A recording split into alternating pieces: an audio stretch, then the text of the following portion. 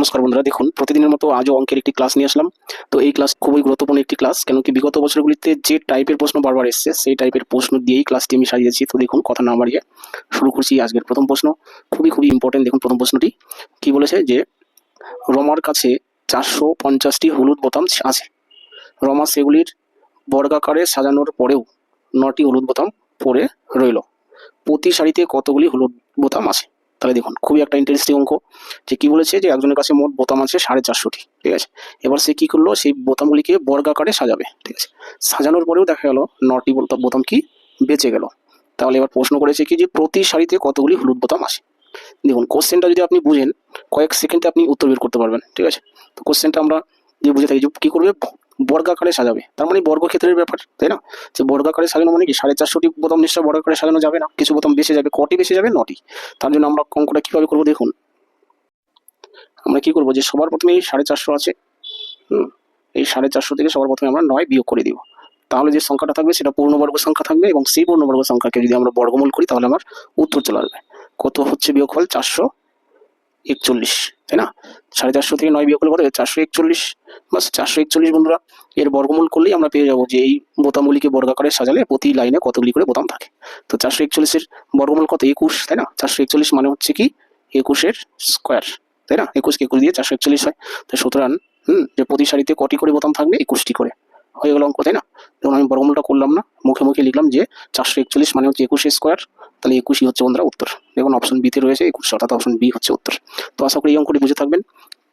আচ্ছা, চলে আসি পরের প্রশ্নে, 2 নম্বর। দেখুন এই হলো বন্ধুরা 2 নম্বর প্রশ্ন। এটা প্রশ্ন কি বলেছে, দেখুন যে দুটি সংখ্যার অনুপাত 5:6, প্রত্যেকটি সংখ্যার সঙ্গে 7 যোগ করলে নতুন অনুপাত হয় কত? 6:7। আসল সংখ্যা দুটি কত?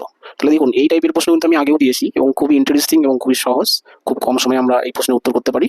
তো কিভাবে করছি দেখুন। তাহলে দেখুন, আমি প্রশ্নটা আরো একবার পড়ছি, কেন কি প্রশ্ন আপনি যতবার পড়বেন তত কিন্তু অঙ্কের সমাধান রাস্তা খুব তাড়াতাড়ি পাবেন। তাহলে কি বলেছে, যে দুটি সংখ্যার অনুপাত কত আছে? 5:6।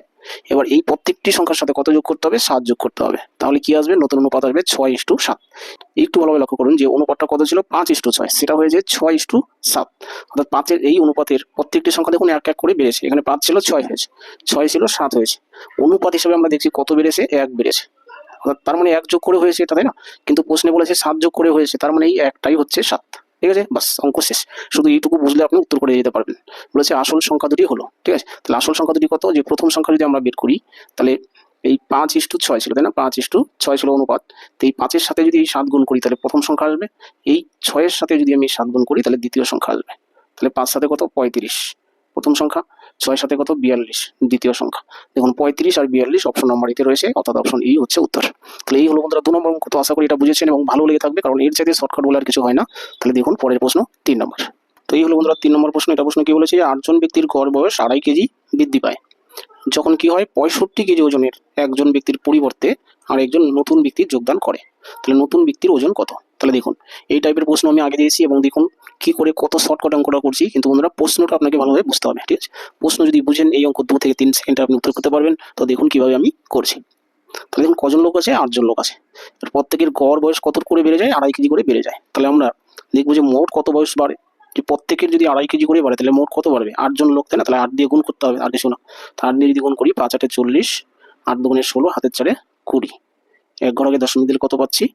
20 পাচ্ছি। অর্থাৎ কি ঘরে যদি 2.5 কেজি করে বাড়ে তাহলে মোট বাড়ছে কিন্তু 20 কেজি, তাই না। 20 কেজি ওজন বৃদ্ধি পেয়ে গেল। এবার যে চলে গেছে তার ওজন কত ছিল? 65 কেজি। অর্থাৎ 65 কেজি সে নিয়ে গেছে। নতুন ব্যক্তি আসার পরে সেই 65 কেজি পূরণ করার পর আরো 20 কেজি বেড়ে গেছে। তার মানে নতুন ব্যক্তির বয়স কত?